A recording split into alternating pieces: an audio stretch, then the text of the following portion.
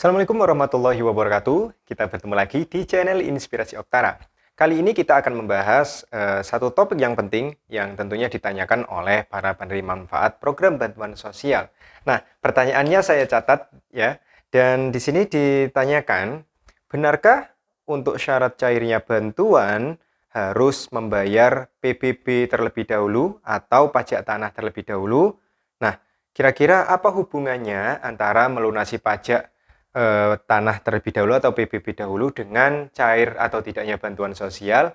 Nah, Anda tentunya yang ingin mencari jawabannya, Anda harus menonton video ini hingga tuntas, jangan sampai di-skip sehingga Anda langsung menyimpulkan bahwa informasi yang saya sampaikan ini adalah berita bohong.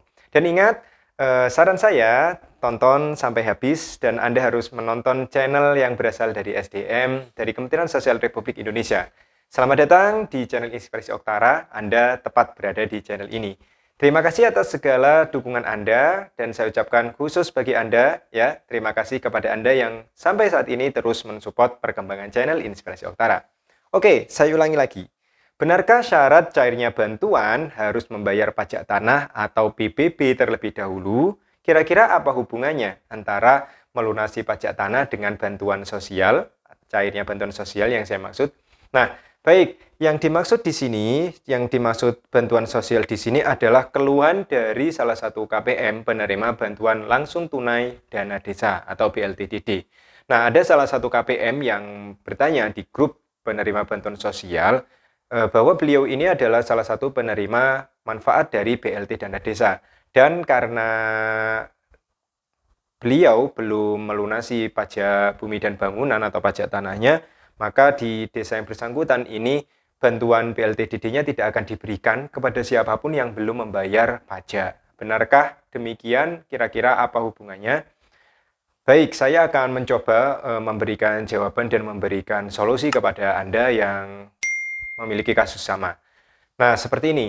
Jadi memang untuk pelaksanaan bantuan langsung dana desa ini diberikan langsung wewenangnya kepada masing-masing desa. Ada yang menjalankan pencairan misalnya dicairkan 3 bulan sekali, ada yang 1 bulan sekali, dan BLT dana desa ini jumlahnya Rp300.000 per bulan. Dan sejak awal bulan Juli, tepatnya mulai tanggal 2, ada yang tanggal 4, sampai hari ini pun, ini masih ada desa yang menjalankan penyaluran untuk bantuan langsung tunai dana desa. Dan penerima BLTDD ini adalah mereka-mereka di luar dari penerima bantuan PKH maupun bantuan pangan non-tunai atau BPNT. Tentunya karena ini adalah wewenang yang diberikan oleh pusat kepada masing-masing desa, maka untuk pelaksanaannya tentunya ini adalah sepenuhnya diatur oleh desa masing-masing. Dan jika misalnya di desa menentukan syarat untuk cairnya BLTDD misalnya seperti contoh kasus yang ditanyakan oleh KPM tersebut, maka mau tidak mau, ya syarat tersebut harus diikuti. Ya. Jika misalnya syarat dari desa yang bersangkutan bahwa penerima BLTDD harus sudah melunasi untuk pembayaran pajak bumi bangunannya, maka ya kita harus melunasi dulu agar bantuan dana desanya bisa turun. Apa hubungannya kira-kira membayar pajak dengan BLT dana desa yang belum dicairkan? Jadi begini, para pemerhati sahabat sosial tentunya di channel Inspirasi Oktara. Jadi ketika Anda membayar pajak ya yang dipungut oleh masing-masing desa atau masing-masing kelurahan, nah di sini karena BLT dana desa kita membahasnya desa ya. Jadi pajak yang Anda bayarkan ya, PBB yang Anda bayarkan itu tentunya akan kembali lagi kepada desanya. Jadi ketika Anda membayar pajak, maka manfaatnya secara langsung maupun tidak langsung ini kembali lagi ke masyarakat yang bersangkutan. Karena memang untuk warga negara yang baik, kewajibannya adalah membayar pajak. Jadi sebelum Anda meminta hak Anda sebagai penerima BLT dana desa, maka tunaikan dulu kewajibannya. Jadi ketika perangkat desa, ketika orang-orang desa menarik pajak ya dari masing-masing warganya, maka yang harus dilakukan oleh warga negara yang baik, Anda harus membayar pajak sesuai dengan waktu yang ditetapkan. Karena pendapatan asli desa salah satunya adalah dari hasil pungutan pajak masing-masing warganya.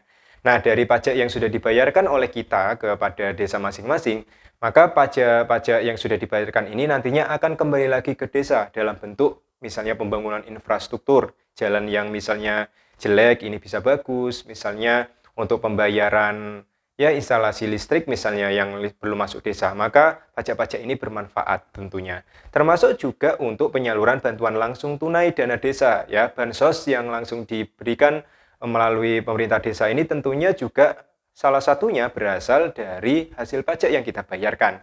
Jadi bahasa mudahnya, ketika Anda tidak membayar pajak, maka dari mana desa akan menyalurkan bantuan langsung dana desa kepada Anda, para penerima manfaat? Nah, logikanya seperti itu.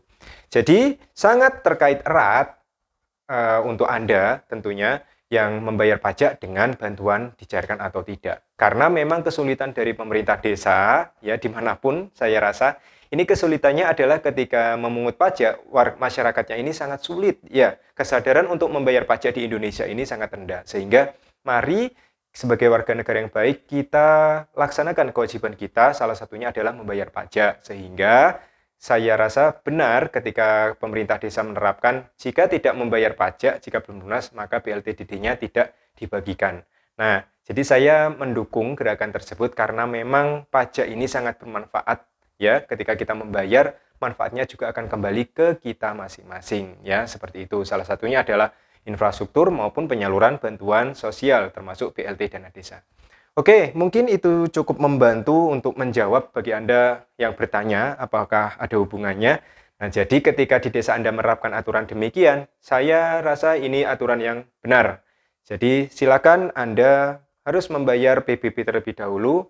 Kalau memang itu syarat agar bantuan BLT-DD Anda cair, maka bayarlah dulu kewajiban Anda sehingga hak Anda bisa terbayarkan oleh desa. Ya, semoga informasi ini membantu dan bermanfaat bagi Anda. Terus dukung perkembangan channel Inspirasi Oktara. Saya berterima kasih atas segala support Anda dan mohon maaf apabila ada kata-kata saya yang kurang berkenan. Saya akhiri. Wassalamualaikum warahmatullahi wabarakatuh.